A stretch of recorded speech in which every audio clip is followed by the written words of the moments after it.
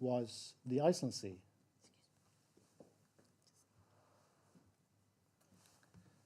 Swift and his collaborators matched the properties of the overflow water through Denmark Strait with those in the Iceland Sea. And they used primarily shipboard data from, among others, Bjarni Salmonsson, which is docked right outside here. And they sampled the Iceland Sea in summer of 1974, and then they repeated that same sampling, all these black dots that we can see in the background here, from the ice-free portion of the Iceland Sea in winter. And then they calculated the volume of different water masses in summer and winter, and they found that from summer to winter, there was a near doubling in the volume of upper Arctic intermediate water. They referred to this water mass as, within these temperature and salinity classes, and that was the local production of dense water in the Iceland Sea. Now, since that winter of 1974-75, there has not been sufficient data to repeat this calculation, with one exception, and that was winter 2015-2016. We had a glider program in the Iceland Sea, and then we added also data from Argo buoys and a few shipboard profiles, even from the Bjarni Salmonsson. So 50 years later, that ship is still in operation. It's quite impressive. Then we laid out a control volume here in the central Iceland Sea, limited by submarine ridges and Iceland slope to the south. And here I'm showing you all of the fall profiles. This is September through November. In pale yellow are all the profiles, and then the mean profile and its standard deviation are highlighted here on this figure. And on the next slide, I'm going to show you the wintertime profiles in red on top of that. So we see that the mixed layer has become colder. It's become deeper. Typical mixed layer depths in the Iceland Sea are about 150 to 300 meters. And it's become denser. And that black line here is the density limit typically taken to delimit Denmark Strait overflow water of 27.8 kilograms per cubic meter. So we see that all of the water that's formed in the Iceland Sea is denser than that limit. So the Iceland Sea has the potential to supply overflow water from the Nordic seas. If we divide all of this dense water into different density classes, here I just grouped all of the water less dense than 27.8, that is not contributing to the overflow, into one class, and then I'm integrating up to 28.05 in density. And again, this is from fall, and then I'm going to overlay data from winter in red. So one thing to note is that all of these less dense water masses have vanished from the Iceland Sea. And we see a large increase in volume in this region right here, and then the denser waters are relatively unaffected from fall into winter. So this is the local production of dense water in the Iceland Sea. And if we take into account the time difference from fall to winter, we can roughly estimate a rate of transformation of about 0.7 Sverdrup. And to put that number into context, that is about 10% of the total overflow from the Nordic seas to the North Atlantic Ocean. So this exercise becomes a bit more interesting if we compare that to the volumetric calculation that was done 4 decades previously by Jim Swift and his collaborators. So now we take all of their stations from fall and winter, and we use the same control volume in the central Iceland Sea, and then we repeat the exact same calculation. So here are the profiles from fall and winter within the central Iceland Sea. And one thing to note is that we still see mixed layer depths of about 200 to 300 meters, also for this winter. And then if we plot these in the same density classes and estimate formation rates, we also end up with 0.7 Sverdrup. So at first glance, it doesn't look like there has been significant change from winter 1974-75 to 2015-16. But if we look a little bit closer, we'll find that there's been a change in the density of the waters formed in the Iceland Sea. So this was 2015-16, and the production of dense water was in this range, and 4 decades earlier, it was a much denser class of water that was formed in the Iceland Sea. So even though the formation rates were similar, the density was much higher 4 decades ago. And I should also mention that in 74-75, the wintertime survey took place in February, so the density could have increased even a little bit farther by the end of the convective season. In the 60s, there were large volumes of dense water at depth in the Iceland Sea. And if we come back now to the present, there's much less of this dense water in the Iceland Sea, and it's been replaced by less dense intermediate classes of water. This is not just a local change. Remember that the dense or the convection in the Iceland Sea is limited to the upper 3, maybe 400 meters. So these dense water masses and the changes in those have occurred outside of the Iceland Sea. And that we have to go a little bit farther to the north, to the Greenland Sea, to understand these changes. This is where we see the deepest and the densest convection in the Nordic seas. And there's been substantial changes in water mass transformation in the Greenland Sea over the years. This is a time series of mixed layer depth in the central Greenland Sea. The first part of the record is characterized by sparse measurements and relatively coarse resolution.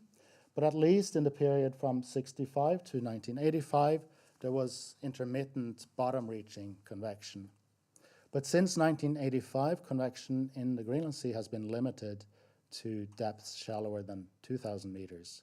So the deep and bottom waters of the Nordic seas have not been replenished since then. And if we tally the reservoir of dense water masses in the Nordic seas, we see that there has been a reduction of these waters and they've been replaced by less dense intermediate waters. And if we investigate geographically, we can pinpoint that change to the Greenland Sea, but we see that it's spread across all of the Nordic seas. I'm going to return to the Iceland Sea to help us understand a little bit of the reasons for these changes. And I'm going to focus on the location of a mooring that was deployed in Egvin Offset. That is a gap in the Kolbeinsey Ridge in northwestern Iceland Sea. Mooring was deployed for 2 years, 2016 to 2018. And what Stephanie Semprov has done in this paper is to consider the ice cover over this mooring location since the beginning of the satellite records. And she split the ice into 3 composite percent and 50% sea ice concentration. Those are the 2 contours that we see here. And the final period she's called open ocean, where the sea ice concentration is less than 15%. And that is the dark green colors that we see here in the time series. And we see that the recent period from the early 2000s to present have been characterized by open ocean conditions at this mooring location in northwestern Iceland Sea. The background colors are heat loss, or turbulent heat fluxes from the ocean to the atmosphere. And we can see that the area of largest heat fluxes tend to follow the location of the ice edge. And we expect to see that because much of the water or the heat loss in the Greenland and Iceland seas is tied to the location of the ice edge. Much of that heat loss takes place through so-called cold air outbreaks. This is when cold and dry polar air are pulled off the ice, and that first comes into contact with relatively warm, open water. It's very efficient at extracting heat from these surface water masses. And then as they are modified, they become less effective at doing so farther away from the ice edge. So typically we see the strongest heat fluxes in the proximity of the ice edge. So now in the most recent open ocean period, where the ice edge is more closely aligned with the East Greenland shelf break, we see substantial heat loss from the western Iceland Sea and reduced heat loss from the central Iceland Sea. And when we consider measurements from the mooring and also from gliders in this area, we see that the density of the waters that are formed in winter in that location now has about the same density as the water that was formed in the central Iceland Sea 4 decades ago. So we can say that the locus of dense water formation in the Iceland Sea has changed from the central Iceland Sea to the northwestern part of the Iceland Sea. And what are the implications of that? So I can illustrate that first schematically. So here we're looking at a hypothetical transect from Greenland into the open ocean. This is the ice edge. This is the southward flowing East Greenland current. Here heat fluxes, and this is water mass transformation or convection. And we see that when the ice edge was quite extensive and located far offshore, strongest heat fluxes occurred over the open ocean, and this is consistent with bottom-reaching convection in the Greenland Sea and deeper and denser convection also in the central Iceland Sea. Not much heat loss over the East Greenland current. That was shielded from the atmosphere underneath sea ice, and that acts as a pretty good insulator between the ocean and the atmosphere. But now, when the ice edge is located closer to the East Greenland shelf break, we see the strongest heat loss over the East Greenland current, and there's potential for water mass transformation directly into the current, and there's reduced heat loss and reduced convection in the interior basins. And this looks very nice on such a schematic. We have some pilot data to indicate that there actually is water mass transformation going on all the way into the East Greenland current. But in order to say something about how much that is or how important it is, we've initiated a new field program.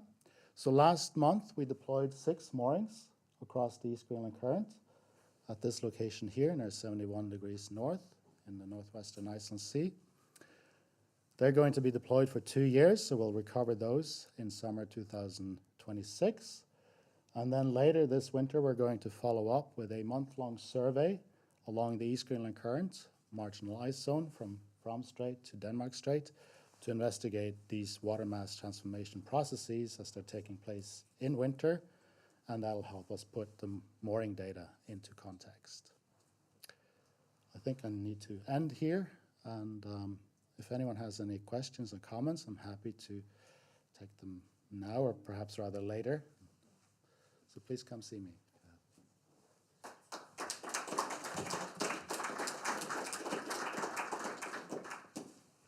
Thanks, Ketil. Because we are so, behind time, I think we just follow the mini symposium format again, and we'll go through all the presentations and just have some common session in the end where people ask. That was a very nice presentation. Thanks. So next we have Helga Bára from the Faroe Islands. So we are starting from the north and then traveling clockwise to Faroes and then down to South Iceland and then back to East Greenland and then we end up in Iceland again. That's the format of today's presentation this morning. Yes, we're definitely going to the Faroe Islands now. So. Yes. So we are closing this.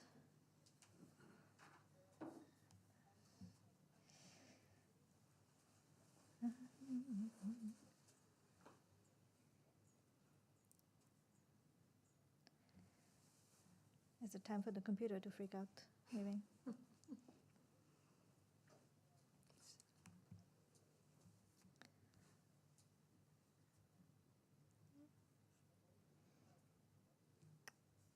It's frozen. Control-delete, maybe? Yeah.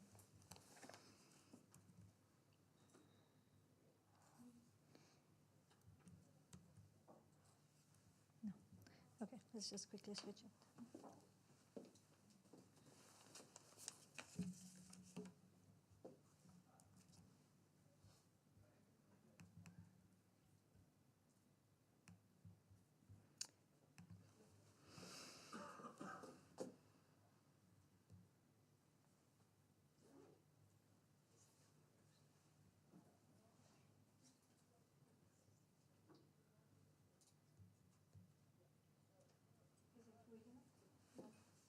Nope.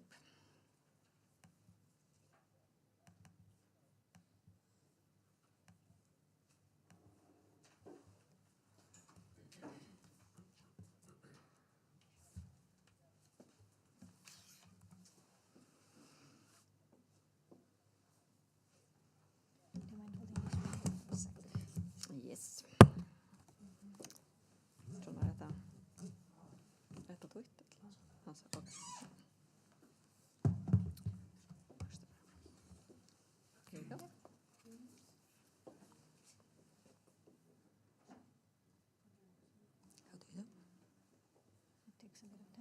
Maybe in presentation note also.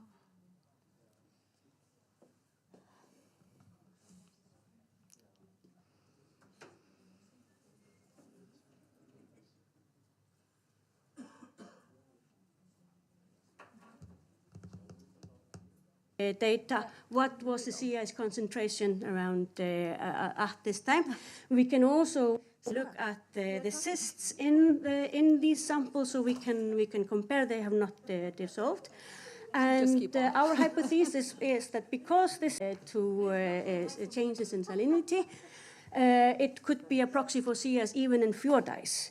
And out on in the marine, as well as we were hoping to be able to see more copies of Polarella in the Polynias. So we had 48 sites, and we found by this gene marker Polarella in the maturity of her samples. The samples where we didn't find those are the white dots there, are either the one that's actually is just under multi-year sea ice.